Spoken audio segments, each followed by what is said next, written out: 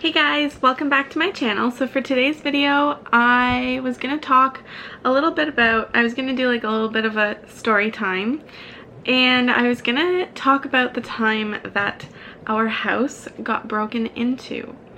So if you like this video, give it a thumbs up, and don't forget to subscribe for my 1,000 subscriber giveaway. Hit the notification bell if you want to get notified every time that I upload, and yeah, keep watching. Okay, so this happened when we first purchased our home. So this happened, we purchased our home in August of 2016, and I'm pretty sure it happened in September of 2016.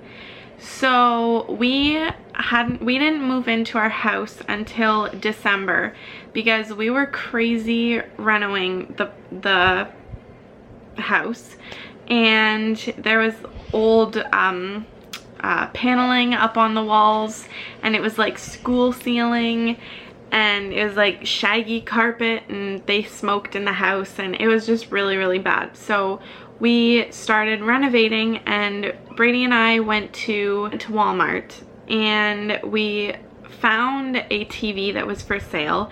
It was a Black Friday sale, that's when it was, and we found the TV and we really liked it, so we bought it and we brought it back here and we put it in the bedroom. Now this will like make sense later.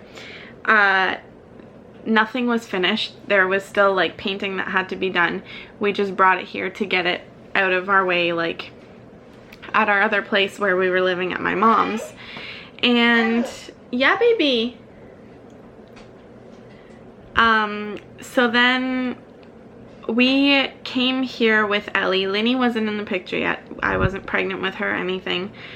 We came here with Ellie one night, probably around 9 o'clock, and we noticed that the door that we always, there's two front doors, but the one front door that we always came in, the glass was completely shattered. The police came and they said it looked like someone either took their foot or their elbow, but most likely their foot because there wasn't any blood, like they had cut themselves or something. But they kicked in our glass on our front door, and then they unlocked the door and they came in. And there were 3 different sets of footprints because they had walked through, and like, I don't know why they would do this when you break into a house, but they walked through all the drywall dust with their shoes on. So when we got here, Brady came in, and he came in with, I don't even remember, he had an object of some sort. Like he was in like full blown like I'm gonna kick your butt kind of attitude. And he came in and he yelled and he said, "Is anyone in here?" and whatever. He went downstairs, he came upstairs, looked in every room. There was no one in here. They had left, but they left the door wide open, so we think that they were still here when we got here because Brady still has, but it doesn't run anymore. But at the time we were driving his big dually, and it is like extremely loud. Like you can hear him from, I think, like 3 kilometers away. We figured it out. And so I'm thinking they probably heard the truck, they heard it getting closer and closer, and then they realized that we were coming here, so they just left the door open and they left. They ran away. So that's why the door was wide open, unless they're just idiots and they left the door open anyways. But yeah, so when he realized no one was in here, I was way too freaked out, especially because we had Ellie with us.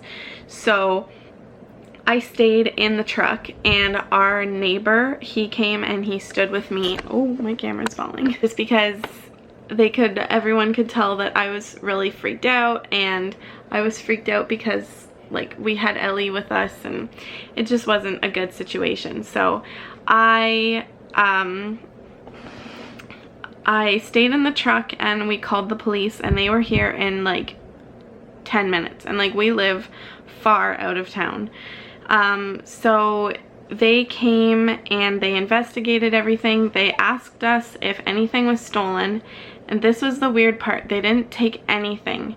So we followed their footprints, and their footprints went to every single door. You could see that they had opened every door, like every bedroom door, the bathroom door. They could see that everything had been opened because of the drywall dust. It kind of made like a little door print on the floor. And we had the brand new TV sitting in the girls' room, and no one touched it. They didn't take it or anything.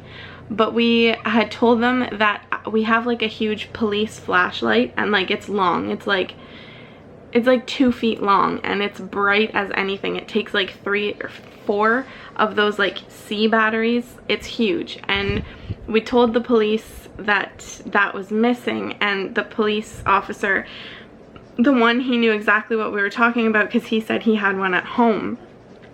So he knew exactly, so he wrote it all down and whatever. And then nothing really came out of it. They took pictures, they dusted for even fingerprints, I'm pretty sure, just to see if they could find anything, but I don't know if they wore gloves or whatnot, but there was nothing on the door handle or the lock on the inside, which was really weird.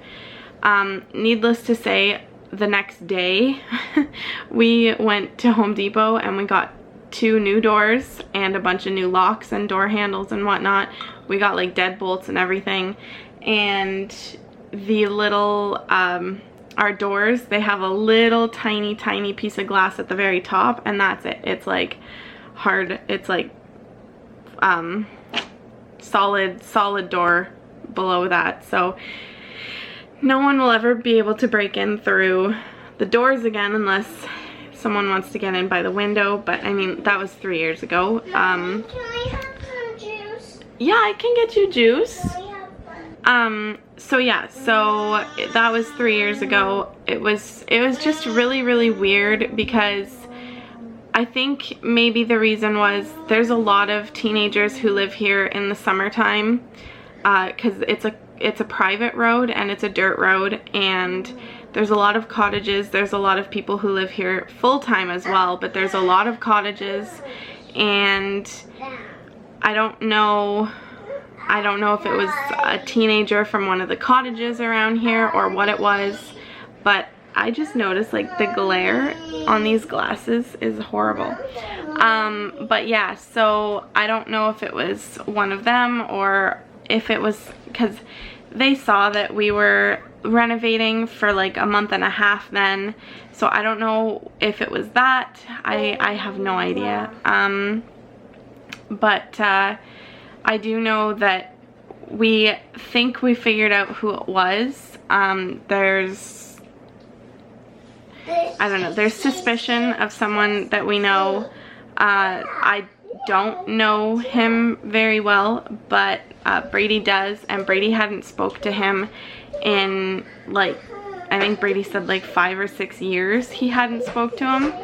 And he randomly, Brady said he sees him at the coffee shop he goes to every morning, and he's never said anything to him before until the day after our house was broken into, and he went right up to Brady and he went, "Hi."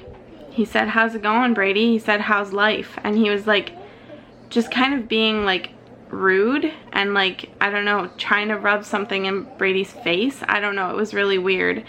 And the girl that he had a kid with, there was a really small shoe in the house, and the police think it was a girl's foot because it was so small.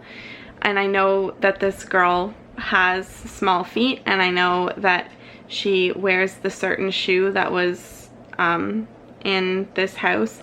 And her sister, for a while when we first moved in, lived, or didn't live, but was always hanging out next door.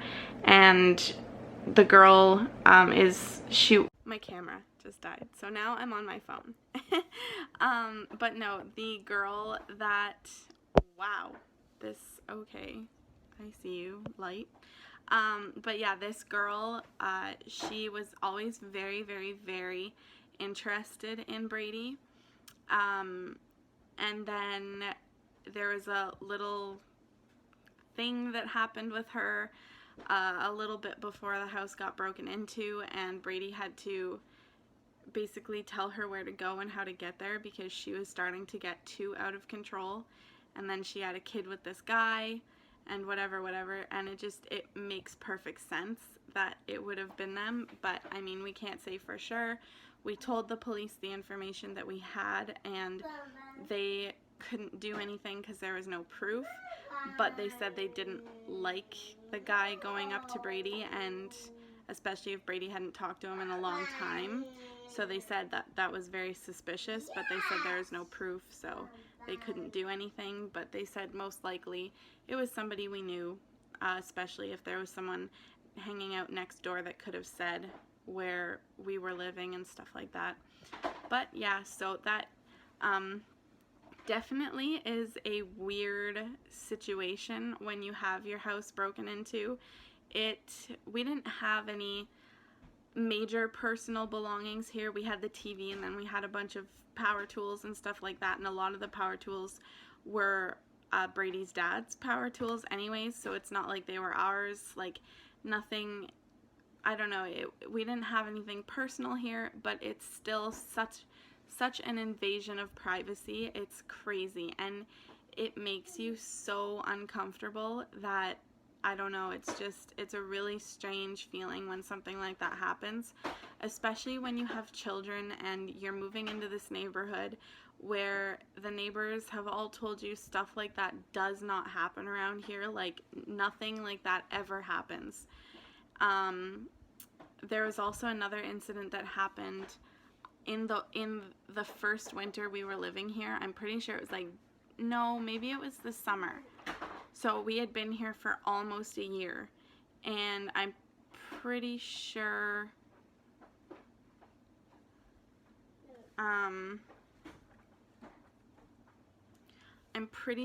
I was pregnant. And I'll make another video. It'll be like another story time video. But there have been a couple things that have happened, and all the neighbors have said it's weird that stuff keeps happening to you guys, because stuff like that never happened around here before, ever. So I don't know if someone had it out for us when we first moved in here because we're a young couple, or I don't know what it was, but I mean, I think I was 20 when we bought this house. So Brady would have been 22 or 23 at the time. And yeah, I don't know. It was just a really weird situation. I would never wish it on anyone to have their house broken into, just because it is very terrifying, and you want your children to be safe, and then you start having doubts that it's not a safe place for you and your kids to live, especially being so far out in the bush. But yeah, it was pretty scary. I mean, the inspiration for making this video actually was I was out gardening, and I would, like, just a few days ago, and I still was finding shards of glass from our front door. Like, it was shattered into like tiny pieces. Like, it's scary that I'm still even finding the glass, but I'm sure we'll be finding glass for years and years down the road. But it all landed in my garden, all over the flowers and all that kind of stuff. But I would definitely never wish that on anybody. But yeah, so that was my little story time of us getting broken into. And yeah, so if you guys like this little story, coffee talk, even though I didn't have coffee, don't forget to give this video a thumbs up, and yeah, don't forget to subscribe, and we'll see you guys in the next one. Bye!